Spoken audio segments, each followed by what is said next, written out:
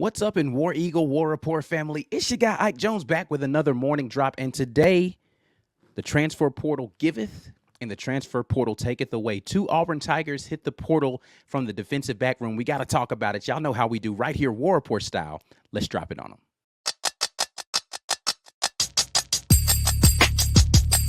You are now listening to the War Report.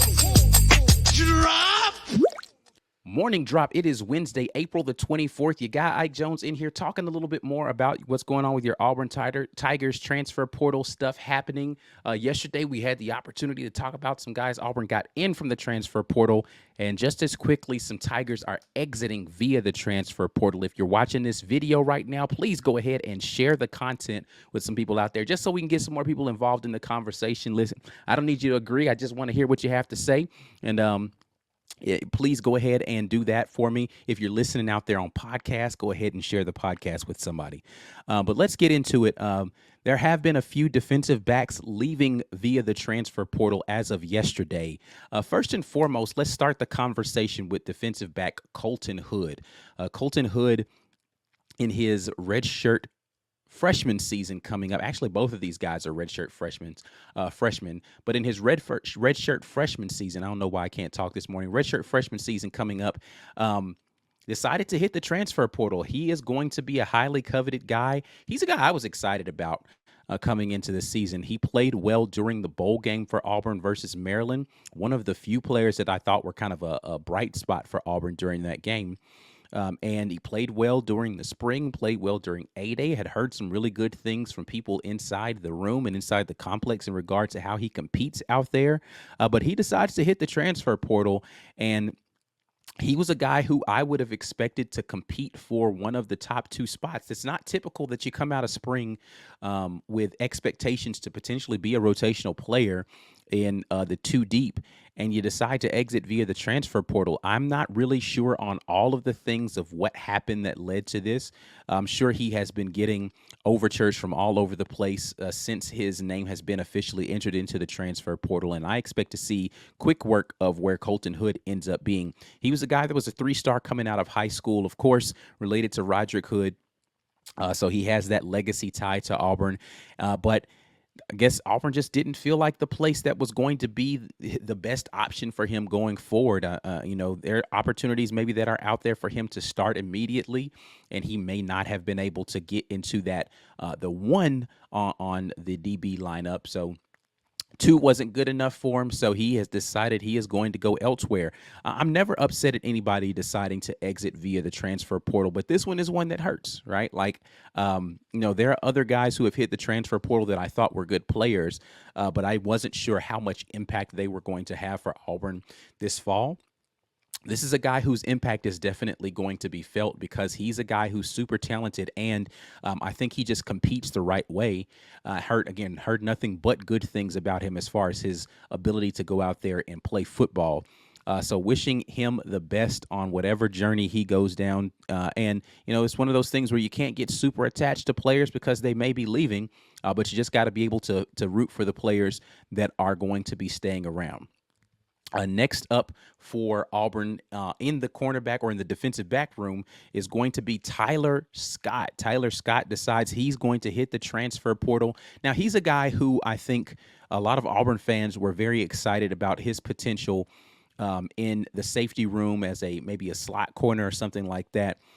Tyler Scott, though, I think had a little bit more of an uphill battle for playing time. The emergence of guys like Champ Anthony when he came in from junior college, and not Colton Hood, excuse me, but Colby Wooden was a guy who I was like, I don't know where he's going to Colby Wooden upped his game. It looks like he's going to be competing out there for one of those safety spots. You still have Keontae Scott coming back for another season who could factor into that slot corner or that outside corner position. So the rotational depth is higher there for Auburn. You had Antonio Kite come in during the offseason who can play in that slot position. So, there's a lot of competition for Tyler Scott to have to deal with in trying to get onto the field. Again, he's a guy, and I'm trying to, his name is not, I'm looking, peeking over here. He's not officially in the transfer portal yet, but he did announce his intent to enter the transfer portal. So, going to have to monitor that situation. There are times when guys announce their intent to hit the transfer portal and it never actually happens. I don't think that that's going to be a case with Tyler Scott, but he's a guy that I think, Auburn fans were excited about. He was one of those people that were a part of that first class that Coach Hugh Freeze signed. But at that cornerback position, particularly, I don't know that he was going to be able to go and be an outside corner for Auburn. He likely was going to be playing the slot. There's just a lot of guys that could be playing that spot, right? Like when I look at this roster right now, Kayan Lee is going to be one of the outside corners. Keontae Scott is going to flex between outside and the slot. J.C. Hart, actually, when I look back at the A-Day film, impressed me a lot. He was a guy who I was worried about whether or not he'd be able to transition over, but he's the taller, speedy corner out there. He participated really well. Champ Anthony, aforementioned, I think played well. Jake Crawford turning a lot of heads as a true freshman, and you still have some corners that are going to be coming in as true freshmen coming up this fall. And then again, you have Antonio Kite, who comes in as the transfer from Alabama. So Tyler Scott, I think, had an uphill battle to be able to try to compete for one of those two deep spots. And he was like, hey, man, listen, I don't know that the safety room is a good place for him to go over to. There's a very, very fierce competition going on at safety right now when you talk about Jaron Thompson there in that room. And then again, I talked about Colby Wooden being there, and he really emerging as a guy who's going to play well for Auburn coming up this fall. He just didn't feel as if maybe he had a spot. And this is, I'm speculating, right? I haven't even named all the people. Terrence Love, Laquan Robinson, Caleb Harris, just a lot of guys in the defensive backfield that I think are going to be competing for very few spots that are available. Sylvester Smith, didn't mention him, right? So there's just a lot of guys that are there in that DB room. Auburn's pretty deep there, not experienced, and you don't lose a ton of experience with either of these guys because neither played very many snaps. But you do lose some depth there, and you do lose a lot of talent for your future in two guys exiting the program. And so definitely, again, happy trails to him wherever he ends up. But Tyler Scott is a guy that I think some people were excited about seeing the potential there, but he was going to be third or fourth down the depth chart as it's standing right now. And he decided he needs to go somewhere else where he can potentially go and compete for one of those top two spots at one of those places. So definitely not upset at him making that decision. But how does this impact Auburn as far as the defensive backfield? Again, I've listed off some names, but let's just kind of talk about what the landscape of the things are for the defensive backfield room. Before we get into that, definitely want to give a shout out to the folks over at Manscaped, who are today's show sponsor. Manscaped has been really generous with the way that they are approaching men's health, and they're allowing us to spread the word about it. But right now, we're talking about your most prized possession, and that is the golden nuggets that you have right there. The boys, that they call them at Manscaped. Every man knows how scary it can get when going for a close shave below the waist, and that's why they trust Manscaped. I trust Manscaped. I am now a user of Manscaped products. I'm very glad to be a proud owner of some of the lawnmower products that they have, but the family of products there, the 3.0 Plus, the 4.0 Pro, and the 5.0 Ultra, all a part of the Manscaped family of lawnmowers. So a lot of trimmers that are out there, you can go ahead and get yourself one at manscaped.com because the boys need love too. And for this season, each trimmer is equipped with a skin-safe technology, an LED spotlight, and unique features for different grooming needs. And they're waterproof. Need I say more? Well, I'm going to. For the basic trim, you go with the 3.0 and work your way up to the 4.0 plus the 5.0 for the ultimate grooming experience. If you're taking it on the go, Manscaped has you covered. These trimmers come with a travel case. Got my new trimmers, and that travel case is a sturdy travel case for you to be able to put inside of your luggage. So Manscaped has got you really covered with all of these things. But anyway, go to manscaped.com, use code REPORT when you do. That gets you 20% off plus free shipping for the best the boys have ever looked. Trust Manscaped. Let's get back over here and talk a little bit more about what's going on with Auburn football. Appreciate everybody dropping in here today on the morning drop, brought to you by the War Report and the Auburn Express. Auburn has a ton of depth at defensive back, right? Like, so, I don't want to gloss over the loss of these two young men as if it's not important, right? It absolutely is important for depth because you don't know what's going to happen with injuries. You don't know what's going to happen with, guys getting overzealous and getting kicked out of a game because they get a targeting penalty. You don't know any of those things. So having depth is going to be absolutely important. You're going to be losing some guys at the end of this season. So rotating some of those younger guys in is going to be important as well. But let's not be mistaken. Auburn has plenty of depth at defensive back. I listed off the names earlier, but let's just kind of go through those again now. Now, I've already mentioned all of the names that are in that room, but if I were to venture a guess at what we're looking like for Auburn as far as the two deep is concerned, you'd start right with Kayan Lee and with Keontae Scott as your outside corners there. I think that next up, since Colton Hood has departed, you've got to be able to put J.C. Hart in there as potentially being one of those guys that's going to be competing for an outside corner position. And then who's going to be the guy on the other side that's going to be competing in the two deep? The only really possibility that's still left out there is going to be Jay Crawford, who, that's not saying anything bad about Jay Crawford, but he's going to be a guy that I think is going to be able to compete there. He's had a solid spring. You still have Amon Gaines that's going to be coming in. He's still in that 2024 class coming in as a late arrival. So you've got another defensive back there.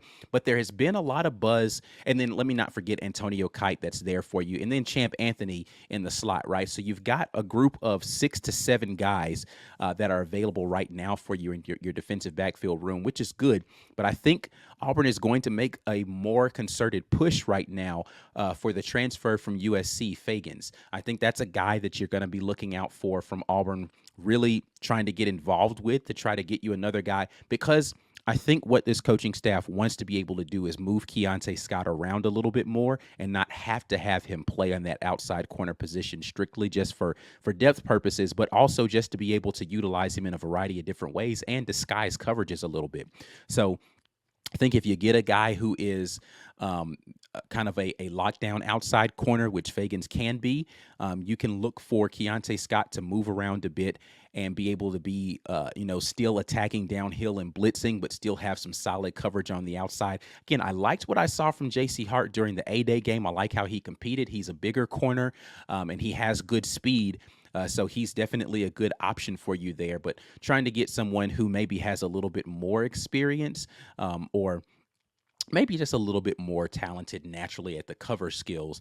But I love what I saw from J.C. Hart. Haven't seen a ton of things so far from Jay Crawford outside of the A-Day game, but he's a supremely talented young man, but probably want to give him a little bit more time to be able to get acclimated to collegiate football as well and not have to force him into duty too early like you did Kayan Lee. Not saying Kayan Lee got forced in too early, but the injury to Nehemiah Pritchett last year required that Kayan Lee play a little bit earlier than you potentially wanted him to last season. But looking forward to seeing how the defensive backfield room kind of rounds out.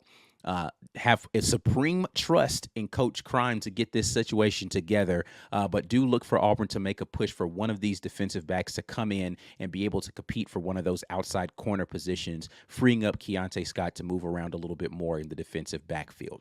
But I definitely want to hear more from you all. Again, I love being able to get in here and have these conversations and hear what you all have to say about what you're feeling right now for Auburn in the defensive backfield. How you feel about the departures of Colton Hood and Tyler Scott? How are you feeling about where Auburn sits right now with the DBs that are currently in the room? And who do you think Auburn could target, potentially will get out of the transfer portal? Is defensive back now moved up on the list of priorities for them, in your opinion? Let's talk about that all right down here in the comment section before you all get out of here. Make sure you're leaving those comments. I definitely want to hear that. Also want to make sure that you know that today's morning drop, as always, is brought to you by the good folks at Rogue Shop. Make sure you head to rogueshop.com and use code RAPPORT. If you have any sleep issues, anxiety, pain relief, stress, all of those things can be cured right at the Rogue Shop. They've got something for whatever ails you. Head over there, use code RAPPORT. That lets them know that the War Report sent you. Before you get out of here, like the video, subscribe to the channel, share the content with somebody. We'll be back at you with the midweek report tonight. We've had a ton of film review already this week. More coming later this week. Green Name Gang, make sure you get those notifications on, and we'll be back at you next time. But until then, and as always, War Eagle.